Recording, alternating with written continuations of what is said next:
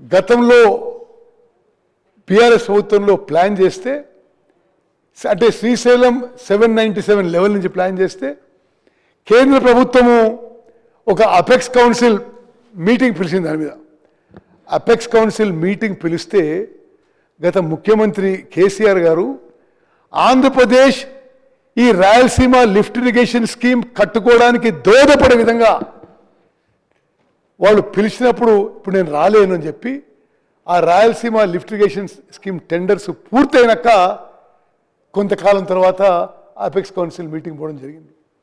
మనం తెలంగాణలో కాంగ్రెస్ ప్రభుత్వం వచ్చిన తర్వాతనే రాయలసీమ లిఫ్ట్ ఇరిగేషన్ స్కీమ్ పనులు ఆపించిందని చెప్పి కూడా నేను మనం చేస్తున్నాను. నెక్స్ట్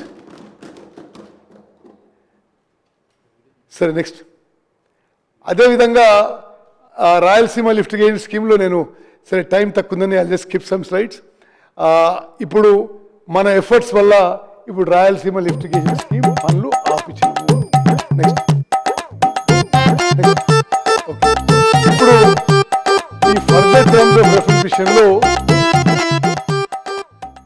మనం బ్రిజేష్ ట్రిబ్యునల్ ముందు వాదనలు జరుగుతున్నాయి. ఆంధ్రప్రదేశ్ ఏమన్నదంటే ఆంధ్రప్రదేశ్ రీఆర్గనైజేషన్ యాక్ట్ సెక్షన్ 89 ప్రకారము బ్రిజేష్ ట్రిబ్యునల్ వాదనలు వినాలని చెప్పింది. మనమేం చెప్పినాం, section 3 of interstate river waters dispute act of 1956 దాని కింద వినాలని చెప్పినాం. అంటే ఈ సెక్షన్ 3 కింద వింటే తెలంగాణకి న్యాయం జరుగుతుంది. ఆంధ్రప్రదేశ్ తెలంగాణ వాదనలు విన్న తర్వాత ఈ బ్రిజేష్ ట్రిబ్యునల్ మన ఆర్గ్యుమెంట్స్ ఒప్పుకొని ఇప్పుడు justice Brijesh tribunal section 3 of interstate water disputes act ప్రకారం వాదనలు వింటున్న విషయం కూడా యావత్ తెలంగాణ ప్రజానీకాన్ని తెలియజేస్తున్నాం. నెక్స్ట్ అదేవిధంగా ఇప్పుడు మనం ఈ ఫైనల్ ఆర్గ్యుమెంట్స్లో కూడా సెక్షన్ 3 ప్రకారం ముందుకు పోవాలని చెప్పి ట్రిబ్యునల్ ముందు చెప్పినాం. మనం దాంట్లో కొంత సక్సెస్ అయిన విషయం కూడా మనం చేస్తున్నాం. మనం ఇప్పుడు ఈ బ్రిజేష్ ట్రిబ్యునల్ అదేవిధంగా రాయలసీమ లిఫ్ట్ ఇరిగేషన్ స్కీమ్లో నేను టైం తక్కువని ఇప్పుడు మన ఎఫర్ట్స్ వల్ల రాయలసీమ లిఫ్ట్ ఇరిగేషన్ స్కీమ్